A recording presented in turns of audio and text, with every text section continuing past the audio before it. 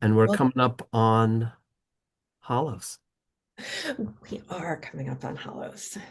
that time of year. So famously, every witch's favorite month, Many, Yes. more than half. Yes, for sure. I want to say that people love spring, um, and I would say probably like Beltane. I mean, the weather is nice right then and there, and then summer solstice is probably up there too. Yule is up there, but Hallows is the king. It's the whole month where we can go shopping for witchy things. Yes, and if we're lucky, we can see three seasons in 1 month. Also true. I feel like that's happened already here. A little bit. It's woken up a little bit chilly past day or two. But once the sun is out, it's a summer sun. It's very warm. Mhm. So it is the time of year when the light time of year draws to a close. And it's Yes. time when we rely more on the god uh, rather than the goddess. The goddess being the green goddess of the Mhm. fields and the harvest. So all those foods are being harvested at this time, which is is it our last harvest festival? Yeah, it It is the is. last harvest festival. Yeah. So, and fruit of the season is um, always appropriate, when you're decorating an altar or decorating your front porch. So pumpkins are big in the new world, Mhm. and in the old world, they used to carve turnips. Yes. Yes. And And which are really hard to carve. And I yeah, have admiration for how much work that must have taken. yes, yes. So the original jack-o'-lanterns were carved uh, parsnips and small root vegetables. Um, which I think is fantastic. And there are English people that have done it, probably will continue to do it. Mhm. Um, but the pumpkin, the New World pumpkin, has become very popular, even in overseas. So you can get them in the grocery stores, but they're expensive. But I think they're starting to buy their own, grow their own now. So perhaps, um, but much easier to carve a pumpkin or even a squash. Yeah. But they would carve them and put them on poles, carve those parsnips, and then put a light in them, put them on the end of the pole, and that was their jack-o'-lantern.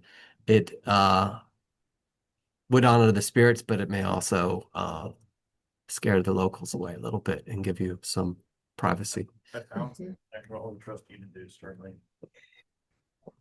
And we also use apples and corn stalks, um, all kinds of fall decorations. I've seen some great displays with different colored fall leaves. Yes, acorns, certainly. I've picked up a few. Hard to find a really good one, but I found a couple. It is. It is. It's very hard to find a really good one with its little hat on. That's Usually they true. lose their hats. That is true. Yeah, and I think the different oak trees give you different acorns. So I haven't figured all of that out yet, but I know that the red oak, I think, loses its cap very easily, or may not even have a cap, and it's the sort of the long, kind of Mhm. large.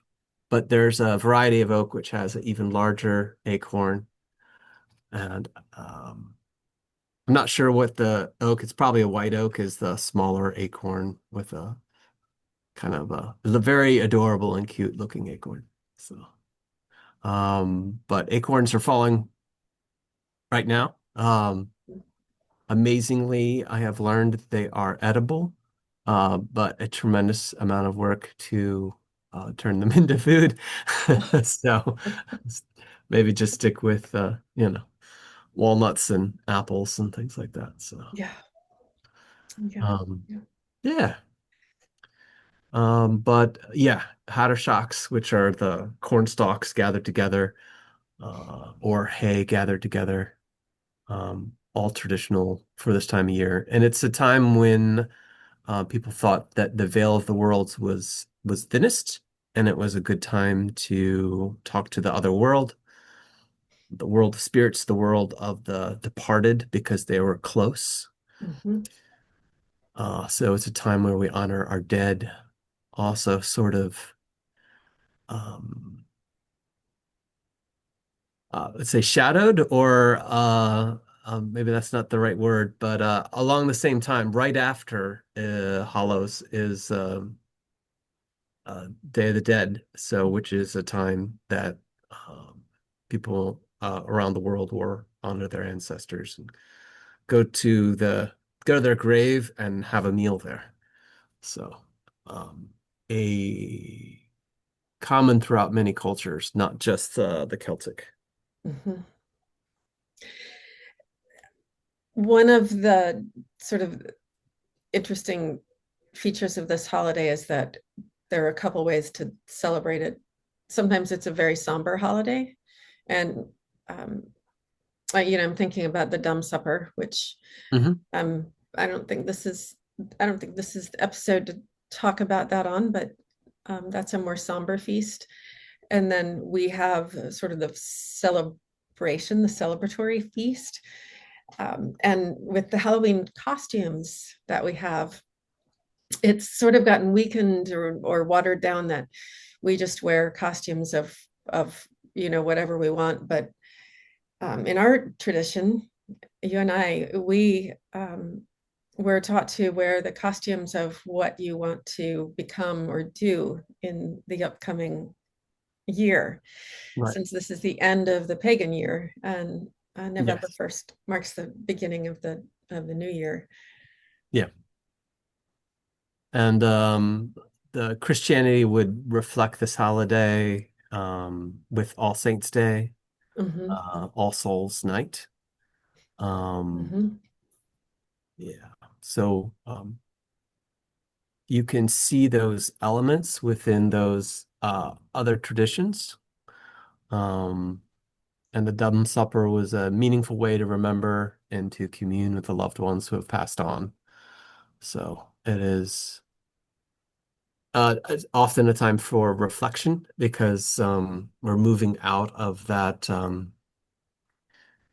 light half of the year into the dark half of the year. And the sun is waning, the days are shorter, the nights are longer, and we would rely more on hunting uh, than necessarily like the agrarian culture. We so the wild hunt would be another theme that would come up, um, and a time that we turn inward and can Hmm. reflect upon the year. So, So, Hallows. Alice, happy Hollis. Happy Hallows.